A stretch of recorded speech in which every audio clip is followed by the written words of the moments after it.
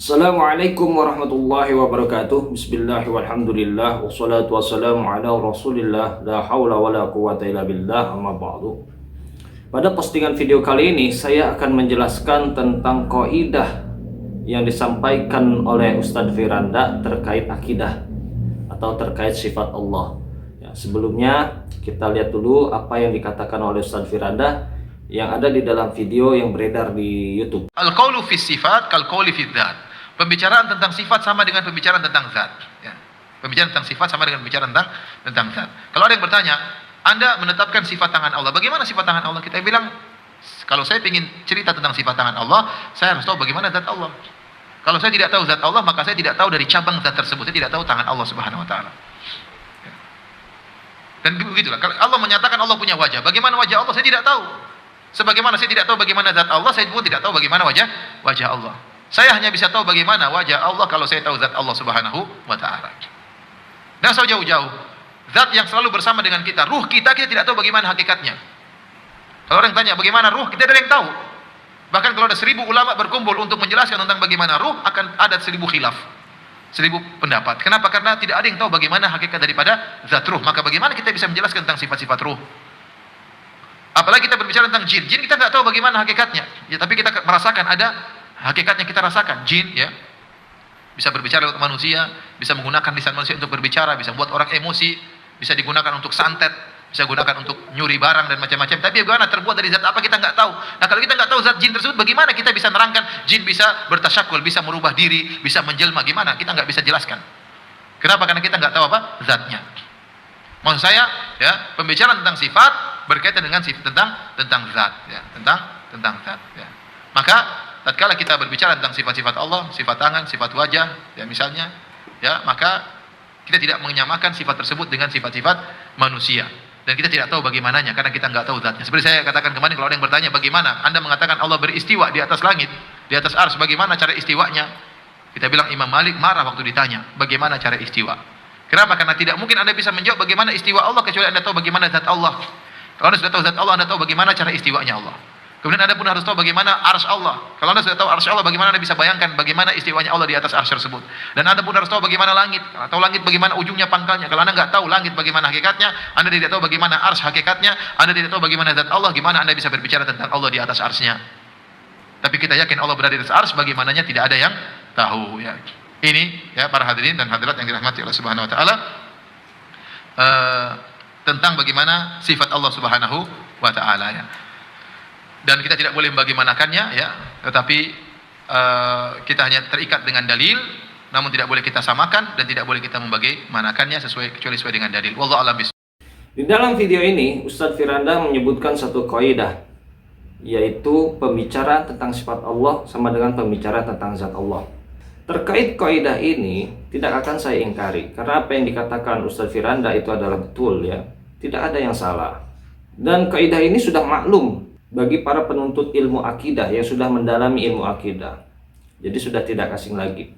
Hanya saja di dalam menjelaskan kaidah ini, Ustadz Firanda hanya menerapkannya kepada kaifiyah sifat Allah. Sehingga dikatakan apabila tidak tahu bagaimana zat Allah, maka kita tidak tahu bagaimana sifat Allah. Tidak tahu bagaimana zat Allah berarti tidak tahu bagaimana istawa Allah. Tidak tahu bagaimana zat Allah berarti tidak tahu bagaimana tangan Allah. Karena Ustadz Firanda menetapkan Allah punya tangan. Maka penting di sini saya jelaskan kepada kaum muslimin, pemahaman para ulama ahlus sunnah wal jamaah terkait kaidah yang dikatakan oleh Ustadz Firanda ternyata lebih luas lagi. Para ulama ahlus sunnah wal jamaah tidak hanya menerapkannya kepada kaifiyah sifat, tetapi kaidah tersebut diterapkan juga di dalam hal untuk menentukan apakah sifat Allah disifati dengan sifat baru atau sifat yang azaliyah. Jika tadi dikatakan berbicara tentang sifat Allah sama dengan berbicara tentang zat, maka apabila seseorang mensifati Allah dengan sifat baru, sama dengan menetapkan zat Allah adalah zat yang baru.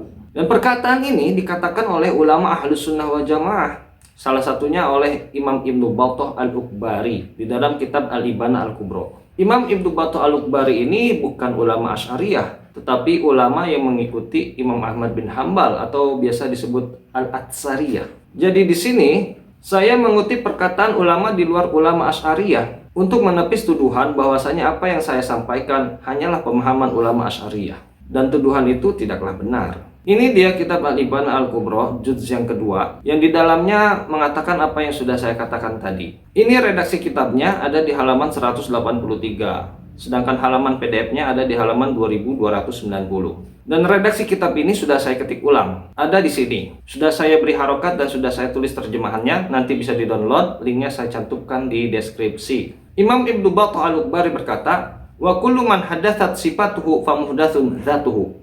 Wa man hadatsa dzatuhu wa sifatuhu fa ila fana'in hayatuhu. Wa ta'ala Allahu an dzalika 'uluwan kabira."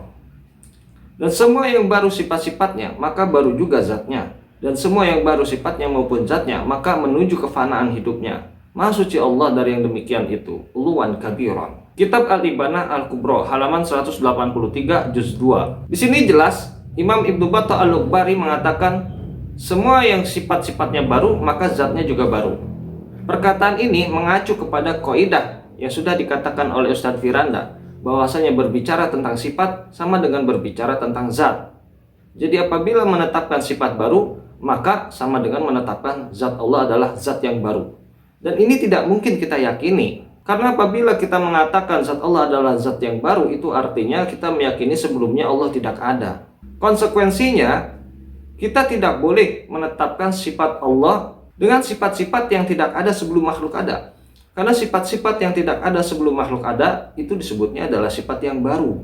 Sesuai dengan perkataan Imam Abu Ja'far At-Tahawi di dalam kitab Matan Aqidah At-Tahawiyah. Ini dia kitab Matan Aqidah At-Tahawiyah. Dan ini adalah redaksi kitabnya. Sudah saya ketik ulang, ada di sini. Imam Abu Ja'far At-Tahawi berkata, "Lam yazdad bi kaunihim syai'an lam yakun qablahum min sifatihi." Sifat Allah tidak bertambah karena keberadaan makhluk dengan sifat yang tidak ada sebelum mereka ada. Kitab Matan Aqidah At-Tahawiyah halaman 9. Jelas di sini Imam At-Tahawi mengatakan bahwasanya kita tidak boleh mensifati Allah dengan sifat-sifat yang tidak ada sebelum makhluk ada. Karena itu sama dengan menetapkan sifat baru. Dan barang siapa menetapkan sifat baru, maka dia menetapkan zat Allah adalah zat yang baru. Karena pembicaraan tentang sifat sama dengan pembicaraan tentang zat. Pertanyaannya, sifat zat berada di atas sebagai posisi, apakah itu sifat baru atau sifat azaliyah? Tentu jawabannya itu adalah sifat baru, karena sifat zat berada di atas tidak ada sebelum makhluk ada. Jadi kaidah yang disampaikan oleh Ustadz Firanda sebenarnya membantah akidah yang diyakini oleh Firanda sendiri, yang menetapkan zat Allah berada di atas. Yang demikian dikarenakan buruknya kefahaman Ustadz Firanda di dalam memahami perkataan ulama, sehingga menghasilkan kesimpulan yang tanakud, menjadi senjata makan tuan untuk membantah akidah yang diyakininya sendiri. Oleh sebab itu, para ulama Ahlus Sunnah wal Jamaah sudah menjelaskan bahwasanya para ulama salaf memang betul mereka menetapkan sifat fis sama, Allah di atas langit, atau sifat fauqiyah, Allahu 'alal arsy, Allah di atas arsy, atau sifat al-ulum, Allah tinggi di atas arsy. Tapi para ulama salaf tersebut tidak ada yang meyakini maknanya zat Allah berada di atas sebagai posisi, karena itu adalah sifat yang baru. Kemudian menyerahkan ilmunya kepada Allah. Itulah pemahaman yang benar terkait akidah para ulama salaf Ahlus Sunnah wal Jamaah. Tidak seperti apa yang sudah dijelaskan oleh Ustadz Wahabi. Demikian yang bisa saya jelaskan. Mudah-mudahan menjadi ilmu yang bermanfaat. Allahu a'lam bishawab. Wassalamualaikum warahmatullahi wabarakatuh.